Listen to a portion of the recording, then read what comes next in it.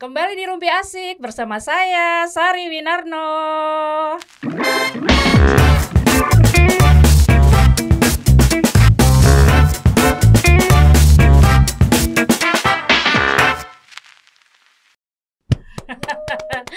Kali ini spesial deh guys, karena kita kedatangan para supermam, yaitu eyang-eyang cantik. Selamat datang Sugeng Rawuh Bulangka. Bu Winarno, Bu Tati, ini mami saya sendiri, emak saya sendiri. Bu Darto. Asik. Kalau boleh tahu nama aslinya siapa, Bu Darto? Lutfiati. Oh, panggilannya kita panggil Bu Lutfi ya. Yeah. Kalau Bulangka Bu Emi nggih. Iya. Ini kita akan ngobrol-ngobrol nih sama eyang-eyang cantik ini, para supermam yang sudah mendampingi sebagai istri udah lulus nih, ya kan Bu? Insya Sebagai Allah. ibu juga udah lulus, anaknya udah gede-gede. Sekarang udah punya cucu-cucu nih. Wah, kayaknya udah lengkap banget kalau kita ingin denger pengalaman-pengalaman yang pengalaman hebatnya mereka ini ya, gitu, beliau-beliau ini. Oke, gimana ini sebagai supermam? Nggak deg-degan kan di podcast Rumpi Asik? Enggak. Biasa aja. Biasa aja. B aja. Biasa aja. B. Biasa BA. nyisril. Tegang dikit lah. Tekan dikit. Iya, ini kemarin Bu Emi baru ini ya, apa namanya? Terapi. Karena apa, Bu? Saraf kejepit atau apa ini? Bukan saraf kejepit, ada sebagian lemak di pinggang. Oh gitu. Ini Kegemukan. ini dibantu oleh teman kita nih, anak Semandel 93, Poppy Deswita Maharani. Thank you Poppy, keren kamu. Ya Mbak Poppy ya. Iya, betul. Mbak Poppy.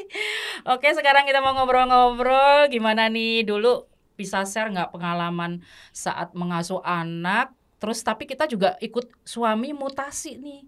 Gimana nih Bu Emi? Ceritanya ada nggak cerita yang seru gitu? Kayak rombongan sirkus bawa anak 1, 2, 3 atau hamil di daerah-daerah mana gitu, Bu? Jadi saya pertama kali pindah itu tahun 76.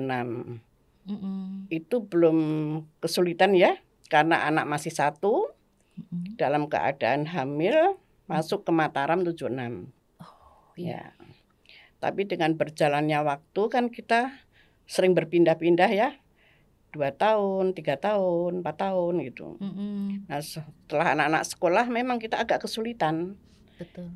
Karena anak-anak ini juga berpisah dengan teman-temannya ya. Ya.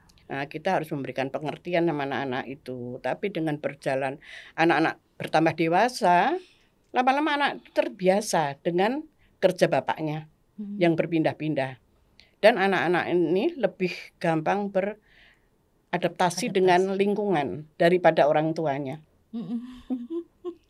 Gitu ya Bu. Alhamdulillah sampai selesai tidak bermasalah ya, karena kita sudah biasa pindah-pindah. Iya, dan kalau anak saya kan juga pengalaman berpindah-pindah juga sekolah.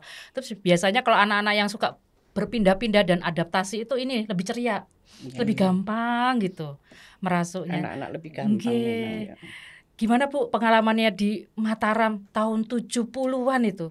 Suasananya gimana itu? Saya pindah ke Mataram 76 itu TV belum ada, Mbak.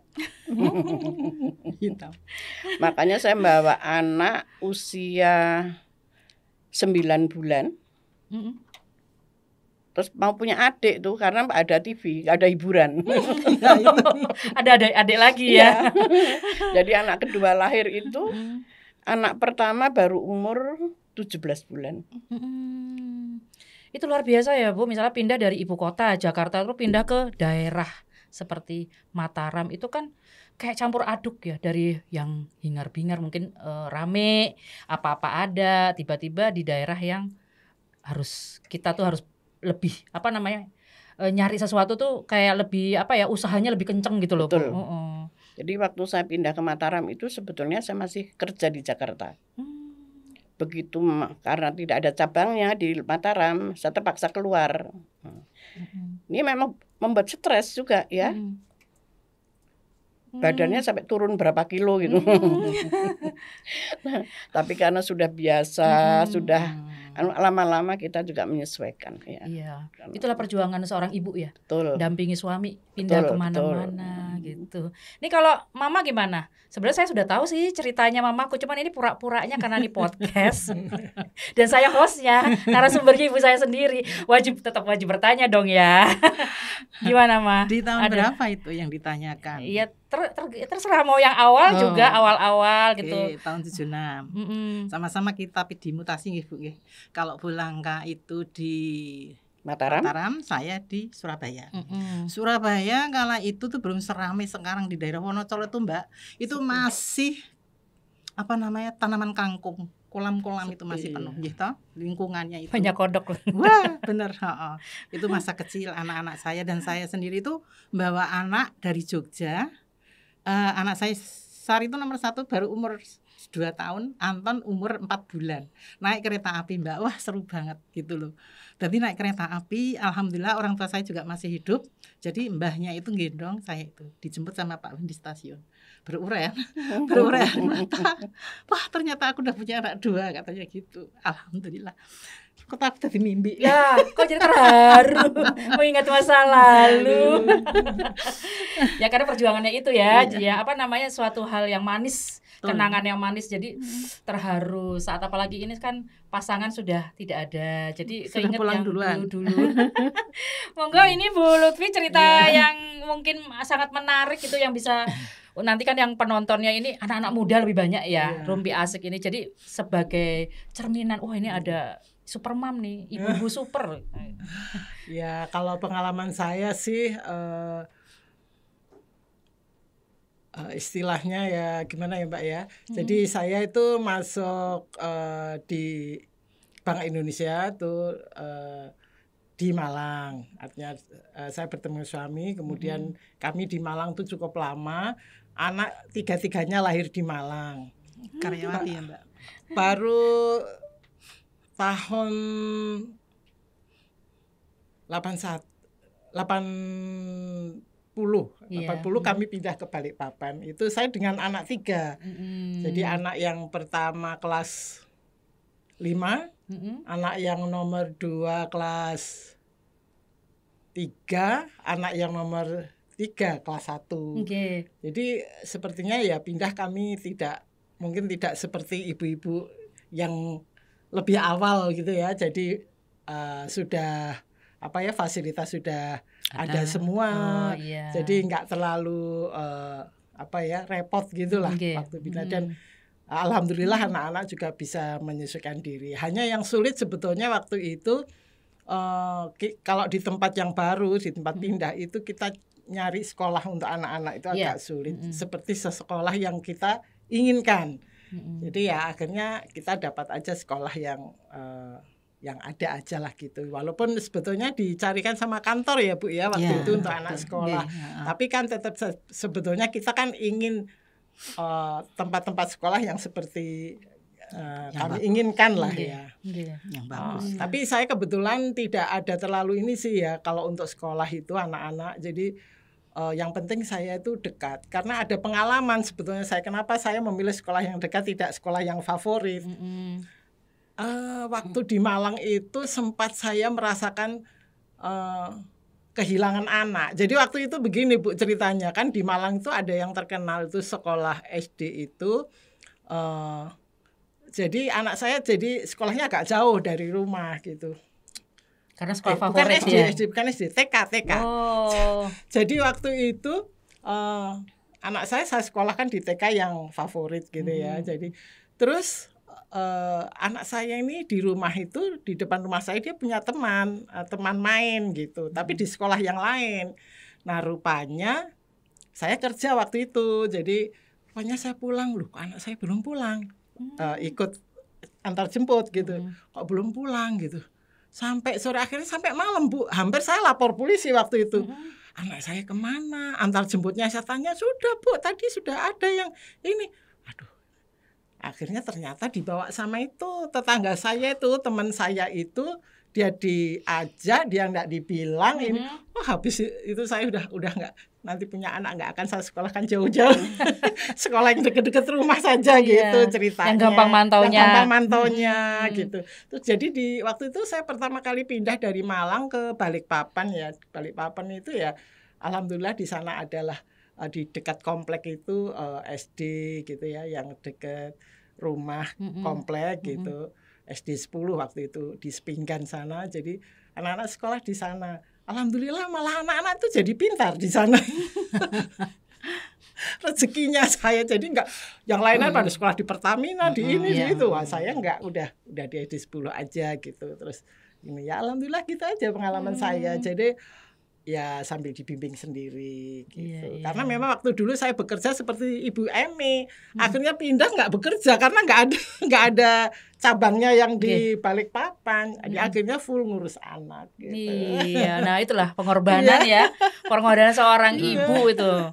Dari seorang wanita karir harus di rumah kan demi anak-anaknya. Apalagi ini kan mutasi ya Bu mutasi. Dan mau nggak mau sebagai wanita karir itu ya harus ada rasa mengalahnya ya, istilahnya kayak gitu ya. Itu kan terus gini itu ceritanya kan harus memilih. Gitu. Harus memilih.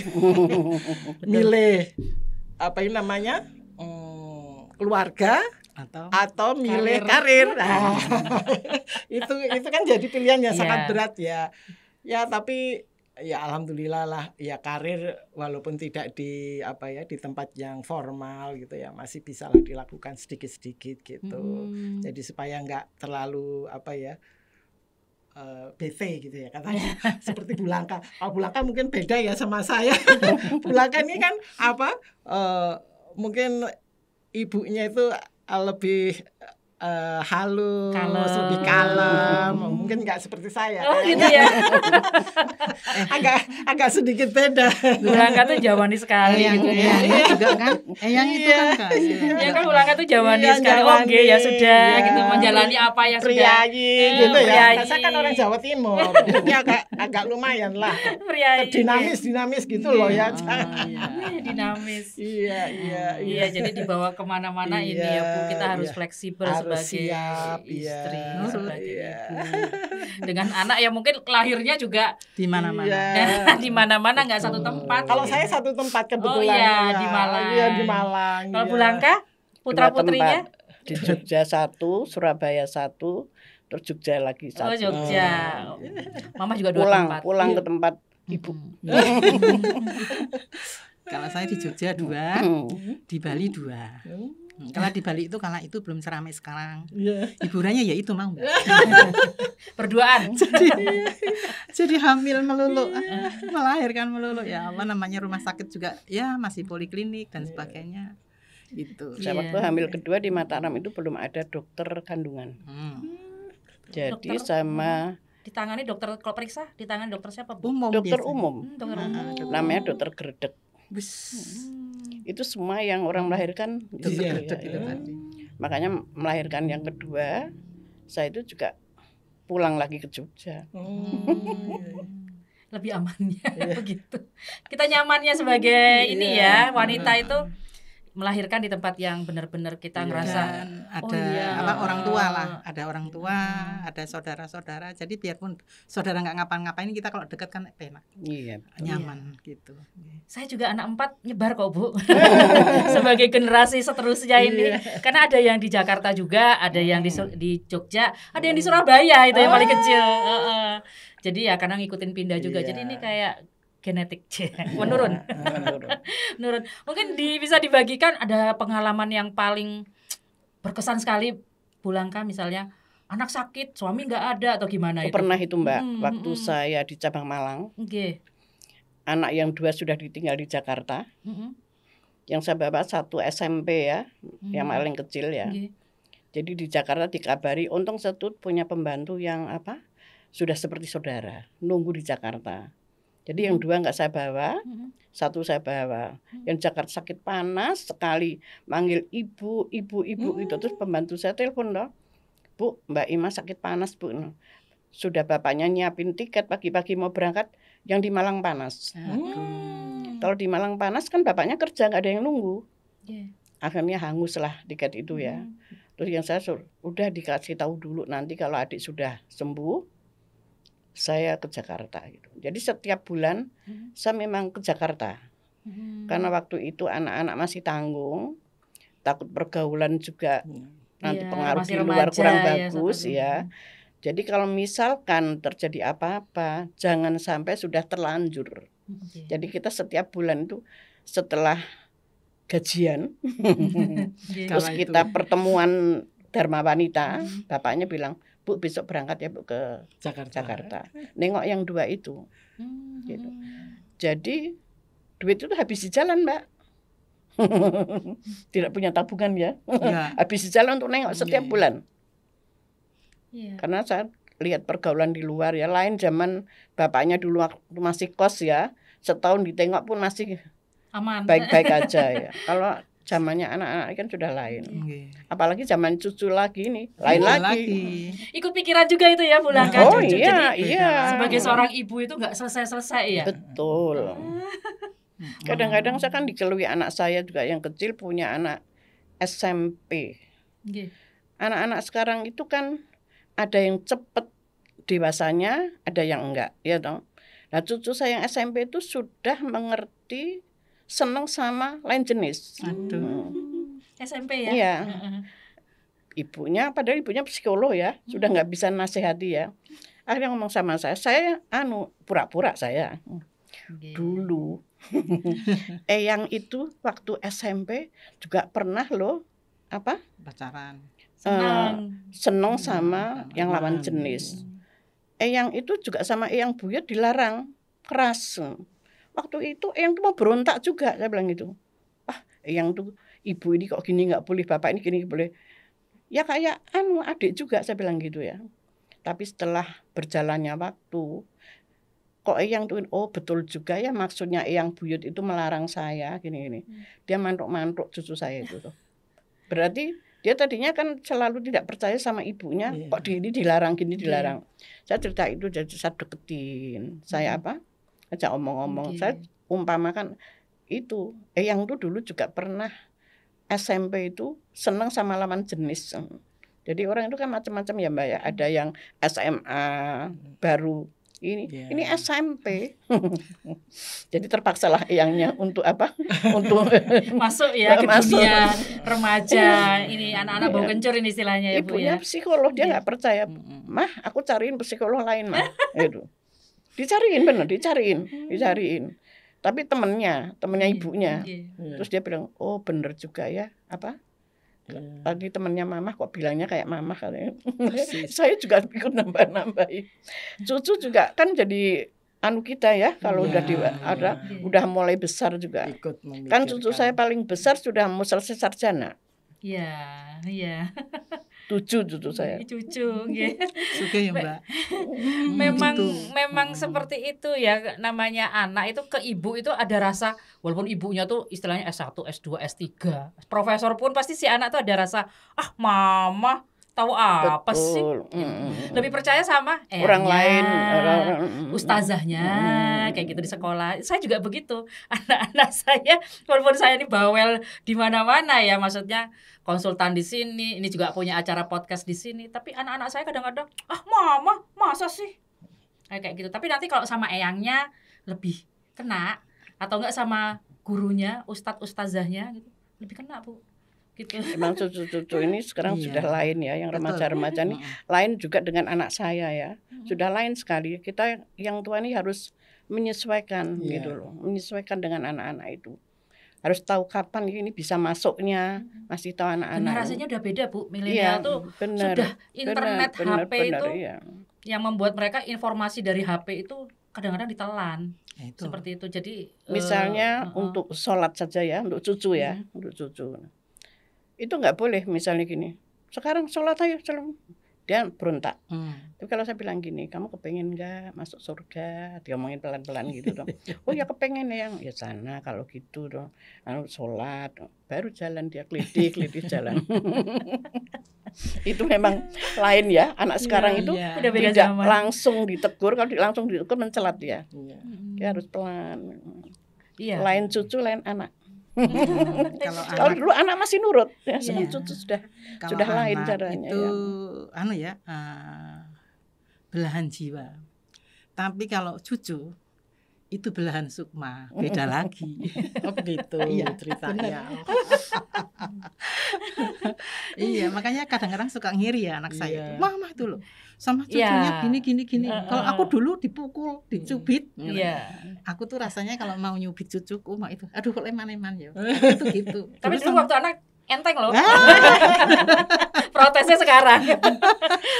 Mau sama anak neples gitu langsung. Nyubit aja zaman dulu. Sekarang cuma gemes aja gitu. Terus apa-apa dilulusin. Kalau kita dulu enggak gitu loh. Kalau dulu kita pengen tas aja, ya udah kamu ranking berapa. Kalau dulu kan zaman-zaman sekolah gitu ya. Kamu ranking berapa? Kalau ranking baru dibeliin gitu. Kalau sekarang cucu nunjuk apa? Ya mana. Ayo. Langsung. Kalau perlu milih sendiri. Tak beliin 10. Udah lebay langsung. Kalau Bu Lutfi gimana Bu? Ada pengalaman terindah atau yang mengesankan selama perjalanan menjadi seorang ibu dan ke nenek ya? Banyak sekali sih Mbak sebetulnya ya. Jadi utamanya untuk anak-anak ya, mendidik anak. Jadi memang dalam mendidik anak itu kita harus mempunyai tekad yang kuat, ya motivasi yang kuat. Soalnya saya punya 3 anak itu 3 temperamen, beda. Jadi beda. Nidamnya juga beda. Nidamnya beda. Kalau yang pertama, yang nomor pertama, kedua ini istilahnya untuk pendidikan gitu ya aman-aman saja, lancar-lancar saja. Yang nomor 3 ini yang agak lumayan. Tapi alhamdulillah dengan tekad yang kuat ya, dengan motivasi yang kuat ya akhirnya bisa kan kita punya prinsip ya bahwa anak-anak harus tetap selesai sekolah walaupun bagaimana, kan itu untuk bekal dia ya. Jadi anak saya yang nomor 3 itu sempat ini pindah tempat kuliah itu 3 kali. Bapaknya sudah malah lah nggak usah disekolahkan aja kata gitu. Ya, tapi saya kan nggak bisa lah ya, namanya orang tua ya, minimal S1 dia harus punya gitu. Ya terus ya udah nanti semester 3 gitu udah males di drop out gitu kan. Mungkin nggak masuk. Saya juga waktu itu memang agak sedikit repotnya. Waktu itu suami saya kan dipindah ke Mataram, kami itu dari Malang ke Balikpapan, dari Balikpapan ke Jogja. Udah di Jogja sekolah, yaitu waktu itu cari sekolah juga agak susah ya Bu, di Jogja apalagi. Biar anak saya tuh di Balikpapan tuh peringkat 1 katakannya juara umum, tetap di sini nggak bisa masuk ke sekolah-sekolah favorit itu. Tapi saya bilang udah nggak apa-apa, yang penting kamunya yang pinter gitu ya. Tapi ya alhamdulillah anak-anak manut lah kalau soal itu ya, udah sekolah di mana aja manut dan semangat. Waktu itu kami pindah ke Jogja itu anak saya yang pertama SMA, masuk SMA, anak yang nomor 2 masuk SMA. SMA itu akhirnya dapat di SMA 11. Bagus, kami mau masuk SMA 6 aja nggak bisa waktu itu. Padahal nilainya cukup loh Bu waktu itu. Tapi harus diturunkan berapa digit gitu loh. Dianggapnya kan di luar pulau itu karena pindahan pendidikannya kan. Tapi memang masuk Jogja kan susah. Susah ya tuh Bu ya. Pindah masuk Jogja. Terus yang SMP dapat di SMP 2, it's okay lah, nggak apa-apa. Tapi alhamdulillah begitu dari SMP 2 dia masuk SMA 3. Jadi apa artinya ya memang anaknya bisa gitu ya. Nah, terus anak saya itu terus yang SD masih di SD, saya sekolahkan di SD Ungaran, Lempu ya. Enggak, saya waktu itu ditempatkan di Timoho Bu. Oh iya. Ungaran jauh. Jadi saya di Lempuyangan itu aja. Yang dekat. Ada SD itu yang juga dekat. Bagus loh Mbak. Iya, ya alhamdulillah anak-anak. Nah kemudian udah pada dapat kuliah alhamdulillah dapat kuliah di UGM yang 1, 2 itu. Nah nomor 3 ini yang enggak susah. Agak susah. Jadi pertama masuk di UI. Sebetulnya masuknya kuliah itu bagus loh. Nggak pakai maaf ya, saya kebetulan ya anak-anak sekolah saya dengan kuliah itu dengan diri sendiri, mereka sendiri. Saya nggak pakai bayar ini itu, terus terang aja ya. Makanya kalau saya ditanya, masuk di fakultas ini bayar berapa Bu ini nih? Saya kayaknya nggak pernah bayar saya. Uang kuliah juga uang kuliah biasa aja seperti pada umumnya. Semesteran gitu. Terus yang penting masuk di UI itu juga sebetulnya tes masuk biasa. Ya itu Bu, dapat 6 semester apa 7 semester. Akhirnya dia nggak tahu lah malas atau apa gitu. Terus akhirnya drop out. Waktu itu saya kurang pengawasan juga. Saya tinggal warawiri toh ke Mataram menemani suami ini gitu. Jenengan sempet nggih? Waktu itu ngajak arisan apa namanya Mbak? Yang sekarang itu? Stoli. Nah kan sama saya di Kolombo itu. Iya, jadi warawiri itu udah pindah lah ke Ahmad Dahlan. Udah pindah. Terulang lagi. Jadi belum sampai ini baru semester 3-4. oh ya drop out lagi gitu. Terus akhirnya dia masuk di bukan sekarang Stikom ya, dulu Amikom. Amikom. Dilala di Amikom itu mungkin ya udah saatnya atau dia seneng sama materi ilmunya atau apa itu ya itu bisa selesai dengan baik. Terus akhirnya waktu itu saya suruh dia ambil D3 karena saya pikir waduh nanti kalau S1 enggak selesai lagi bosen lagi enggak selesai lagi repot gitu kan. Akhirnya D3 bisa lulus alhamdulillah ya, namanya umurnya juga sudah usia jadi kan ya dia lulus cum laude ini gitu. Terus Laki Mbak. Terus akhirnya saya tanya kamu mau kerja atau mau ngambil lanjut S1. Kebetulan dia buka S1 di Amikom itu baru buka, begitu dia lulus baru buka. Terus dia mau lanjut S1 ya alhamdulillah sudah lulus juga sekarang. Begitu lulus sudah dapat kerja jadi alhamdulillah. Memang pas usianya usianya itu rezekinya dia, yaitu dengan kesabaran itu tadi dan tekad dan memang kita harus punya itu memahami ya setiap karakter anak ini ya bahwa dan kita harus nggak sama dengan saudaranya. Harus punya prinsip bahwa anak harus selesai sekolah semua bagaimanapun caranya, bagaimanapun repotnya gitu. Betul sendiri ya Pak Darto di Lombok ya. Iya. Sendiri. Urus sendiri jadi apa sendiri. Kita biasa. Iya. Urus apa sendiri. Iya. Anak sakit, anak Ibu-ibu sakit bawa super ini. sendiri. Ya karena kita sudah bapaknya repot. Pulang sering malam ya. Jadi kita sama anak sakit pindah ke juga dokter. sendiri ya Mbak. Saya pindah di Semarang tuh ngurus sendiri. Kalau sudah dengar kabar pindah, hanya biasa dikasih waktu seminggu ya. Bapaknya tetap kantor. Kita mulai packing. Surat pindah ke kelurahan. Sekolahan itu kalau anak masih SMA kan cari sekolah, itu. ngepak barang sampai tempat yang baru itu kita kan masih meraba-raba ya. Itu juga sendiri nyari ya. Mau beli susu tuh di mana? Istilah beli sapu ya Bu ya. Karena kalau sampai di tempat yang baru, paginya bapaknya sudah ngantor. Iya, benar. Wah, ngalami aku itu. Iya, sama Bu kalau itu semua kayak gitu. Guys, itu aduh, ini nggak kerasa tuh. Udah dikode-kode sama tim kreatif. Makanya saya bilang 15-20 menit tuh nggak kerasa. Kita 3 jam. Padahal ini masih panjang. Masih panjang ceritanya nih. Belum jadi nenek ini. Belum. Ini makanya pertanyaan terakhir langsung aja. Gimana perasaannya setelah menjadi eyang cantik gini terhadap cucunya? Gimana nih eyang Emi gitu? Saya ya sama cucu-cucu saya ya karena memang sudah lain generasi. Saya banyak diem melihat, memantau. Saya nggak langsung negur cucu nggak ke bapak ibunya. Saya sampaikan, ini loh anakmu begini.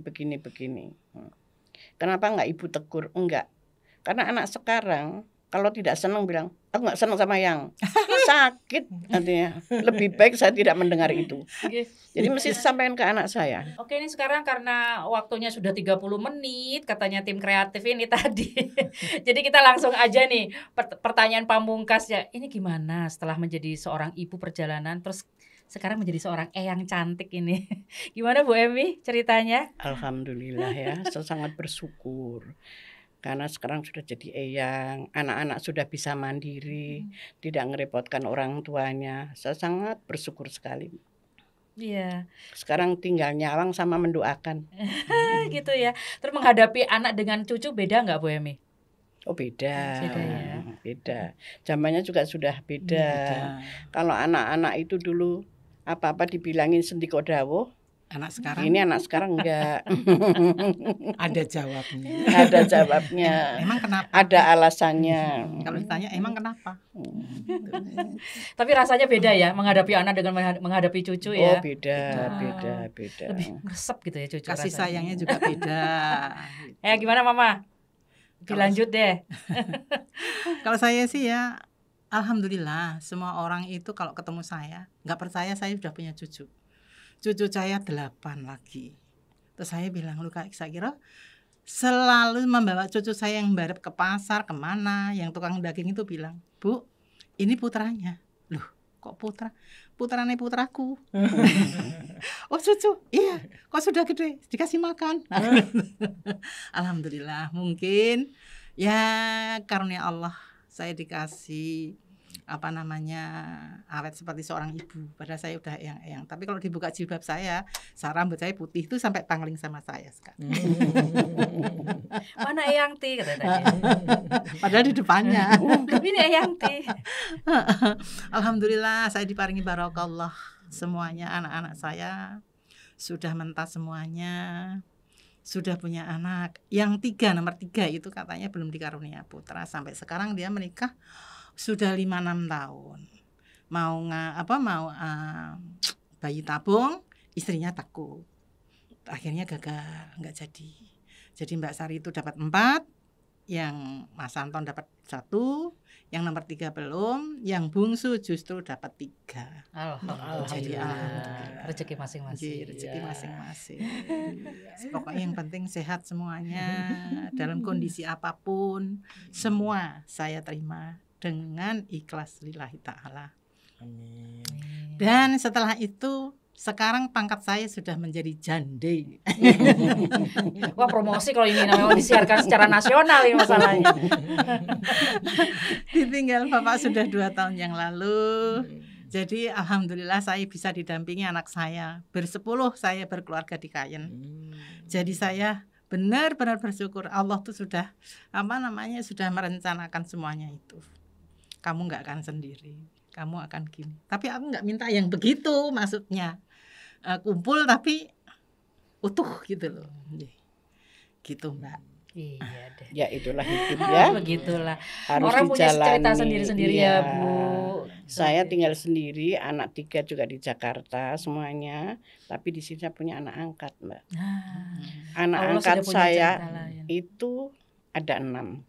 Masya Allah. 4 alhamdulillah sampai S1 semuanya. Hmm. Yang 2 karena dulu hanya minta kursus-kursus ya akhirnya bantu Kursus-kursus. saya di rumah, Iya.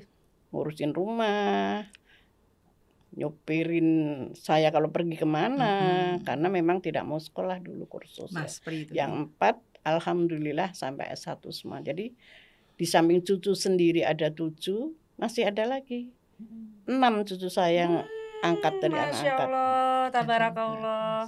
Sama semuanya jumlahnya 13 gitu ya Bu ya. Masya Allah. Gimana Bu Lutfi?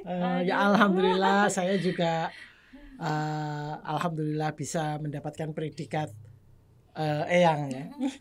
Soalnya kan juga ada beberapa teman yang kebetulan juga belum bisa mendapatkan predikat Eyang, tapi alhamdulillah saya dapat walaupun agak telat. Kalau cucu saya masih kecil-kecil, Mbak.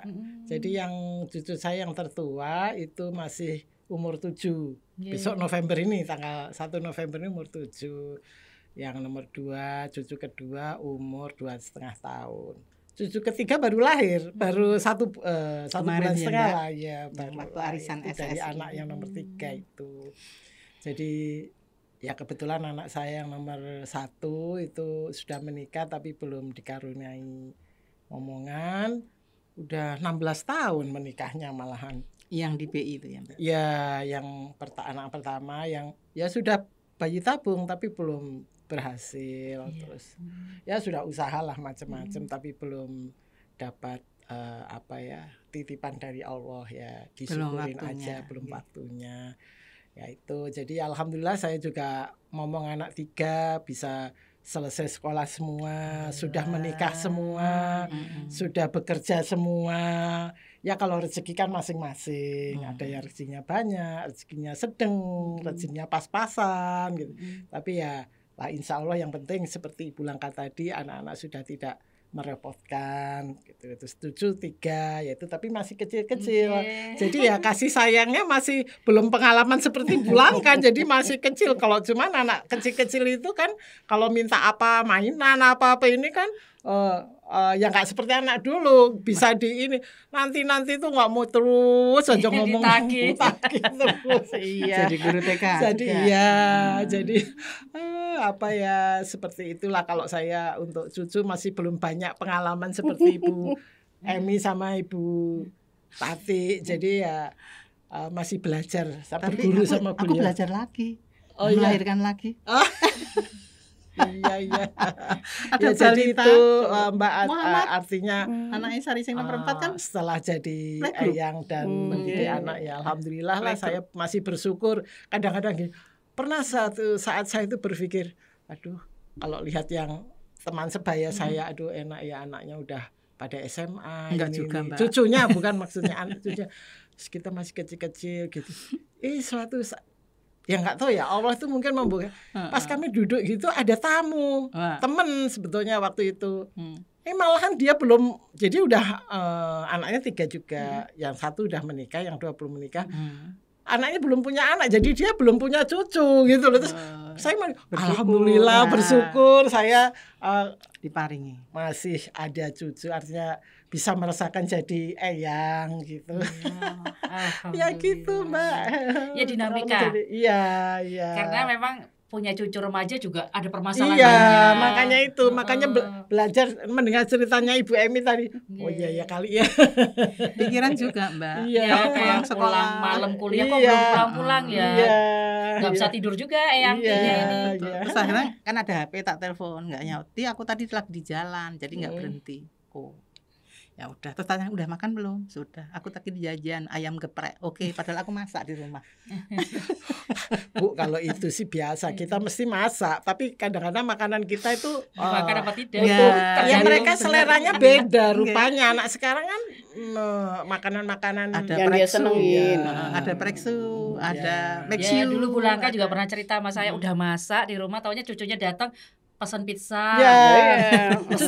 Sekarang cucu saya seperti itu. Jadi terus saya burger bisa. Berubah caranya saya setelah kalau dengar anak-anak mau datang, rasa cepak yo apa ora cepak yo. Karena sudah ada seleranya mereka. Udah punya selera ya, betul. Percuma toh. Ya, capek juga kita kan kita rasanya kepengin menyambutnya gimana gitu ya. Ternyata wes. Ternyata diambil hikmahnya ya, meringankan kita juga. Benar. Tapi kita kan kepengen gimana gitu. Maksudnya meringankan kita juga ya, kita nggak usah repot-repot gitu. Betul lah, sekarang apa sudah nondol seko ya itulah. Nondol udah datang, sate padang ya, lah. semua itu sekarang harus disyukuri, diambil hikmahnya ya, semuanya itu juga mesti apa? Alhamdulillah. Memang dunianya itu sudah berubah, nggak seperti dulu lagi. Kita yang tua-tua ini harus menyesuaikan juga sama anak. Betul. Seperti nonton drakor itu saya suka nonton drakor. Kita jangan terlalu banyak menegur, jangan apa kita lihat. Iya benar. Yang jelek kita laporkan ke bapak ibunya. Gitu. Lebih aman ya kayaknya gitu. Iya benar. Karena ini lagi masa-masa masa gairahnya. Iya benar. Jadi kalau ada kena teguran yang mungkin dia nggak berkenan, langsung malah nanti ngomong sama sesuatu eyangnya yang kena. Langsung kayak kesetrum listrik aku. Stres, emosi. Anak kecil yang setahun 2 tahun udah bisa bilang yang jelek. Itu sakit loh kalau dirasain. Tapi enggak kita rasakan ya. Itu memang anak sekarang begitu ya. Gitu. Kalau dulu inje sekarang enggak. Oke. Dikasih tahu ya enggak boleh gini ya. Oke. Betul. Itu mau kan nggak harus dirasakan kan gitu kan. Jadi kita enak aja, maka kita syukurin aja. Padahal zaman dulu kita iya mama. Cucu saya tuh gitu, oke, no. Kan itu lihat YouTube yang berbahasa Inggris itu, iya. Terus eyangnya juga ikut-ikut sekarang. Oke. Eyangnya oke. Aku juga nenggon WhatsApp ya oke. Oke. Eyangnya nggak mau ketinggalan juga ya. Suka dukanya. Ya, tapi ya sepanjang tidak menyimpang dari apa ya, sopan santun. Ya, agama. betul. Ya, kita ajari. Itu ya. Ya, kita Lewat cerita-cerita. bisa inilah ya, tapi Toleran ya Bu ya. toleran. Terus Selama tidak dalam tanda kutip ini kurang Iya, ajar gitu kan, iya, kan iya, ada batasannya. iya. Nah, ya kalau Kita diceritain, harus banyak menyesuaikan Iya, sama anak-anak tuh betul. kita yang menyesuaikan betul, itu ya. betul. Setuju sekali itu. Penyesuaian tuh kayaknya adaptasi tuh dari muda sampai Iya, Iya. betul. jadi eyang. soalnya kalau enggak Tetap nanti ya. ada kesenjangan, mereka males sama kita males sama dia, akhirnya nggak ada komunikasi. Iya, nanti. iya. ketinggalan Iya. kita ketinggalan betul dan tidak tahu apa-apa. Oke guys, ini kayaknya seru banget kita ngobrol dengan eyang-eyang cantik hari ini dalam menyambut Hari Ibu. Terima kasih eyang-eyang sudah hadir di studio podcast Rumpi Asik. Jangan kapok. Nanti suatu saat lagi Iya. kita ngajak eyang-eyang ini ngobrol. Iya. Temanya lain lagi Iya, mungkin. iya, Ntar tema yang lebih seru lagi. Iya. Nanti kalau ada yang pertanyaan bisa komen di YouTube Rumpi Asik. Silakan subscribe, likes, comment, and share ya guys. Oke, cukup sekian. Kita bertemu lagi di episode-episode menarik selanjutnya. Tetap di Rumpi Asik. Feeling fresh with Rumpi Asik. Asik. Asik. Hore.